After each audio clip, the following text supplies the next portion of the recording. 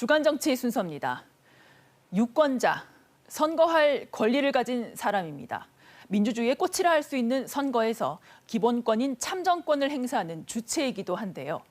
하지만 대구 유권자들은 이번 지방선거에서 이 권리를 제대로 행사하지 못하게 됐습니다.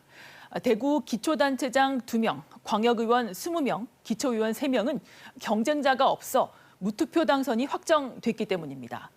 특히 대구시의원은 지역구 정수 29명 가운데 20명이 무투표 당선이어서 무려 70%가 유권자 선택을 받지 않고도 의회에 입성하게 되는 겁니다. 경북에서도 기초단체장 1명, 광역의원 17명, 기초의원 8명이 무투표 당선됩니다. 공직선거법 제190조 2항을 보면 후보자가 1인 또는 선거구 정수와 같을 경우 투표를 하지 않고 선거일에 당선인으로 결정한다고 돼 있습니다. 이 규정은 대통령 선거를 뺀 총선, 지방선거 등 모든 공직선거에 적용되는데요. 무투표 당선이 확정된 후보들은 선거 운동이 금지되고 선거 공보 배부나 벽보 게시도 하지 않습니다.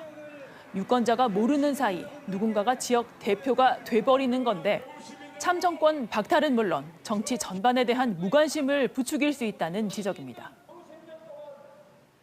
하는 게 벽보도 못 붙이고 가서 홍보도 못 하는 거예요. 선거운동 자체가 금지되어 있어요. 누가 우리를 대표하는지 알지 못하는 상황이 발생을 하는 거죠. 정당이 최소한의 책임 정치를 방기하는 거니까.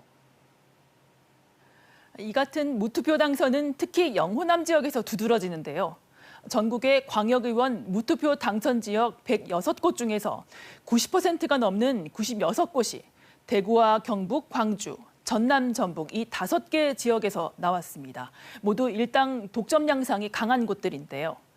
지난 대선에서 두드러졌던 양당 진영 대결 양상이 곧바로 이어진 지방선거에서 더욱 고착화됐다는 분석입니다. 저변을 넓히기보단 지지층 결집을 선택하는 전략인데 이는 양당의 선대위 발대식에서도 드러났습니다.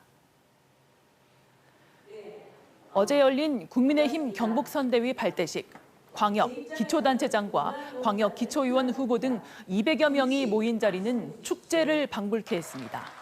온갖 잡음을 뚫고 공천을 받은 국민의힘 후보들에게 예선 통과는 본선 승리나 마찬가지라고 생각했기 때문인데요. 특히 무투표 당선이 확정돼 아예 본선이 없는 후보들은 미리 당선 축하 인사를 받기도 했습니다. 분위기만 보면 선거가 벌써 끝난 듯 했는데요. 김정재 경북도당위원장의 말 들어보시죠.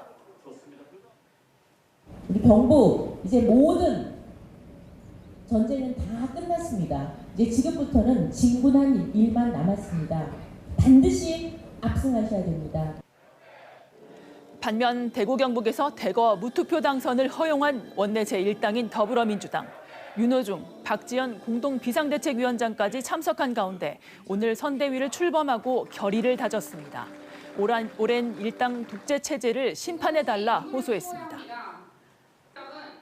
대구를 지금까지 이렇게 만들어온 국민의힘 세력, 이분들은 여기에 대해서 책임을 져야 합니다.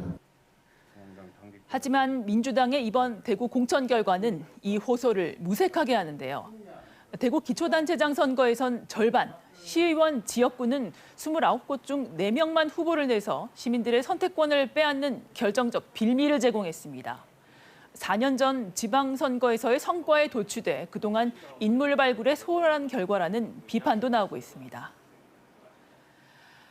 앞으로 단 2주 남은 지방선거, 모레부터는 공식 선거운동도 시작되는데요.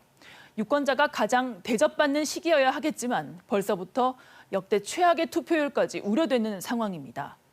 그렇다고 하나마나 하는 선거라는 냉소에 빠질 수는 없겠죠. 유권자로서 최선의 선택을 하고 더 나아가 이 선택된 이들이 4년 임기 동안 얼마나 제대로 역할을 해내는지 계속 감시해야겠습니다. 지금까지 주간정치였습니다.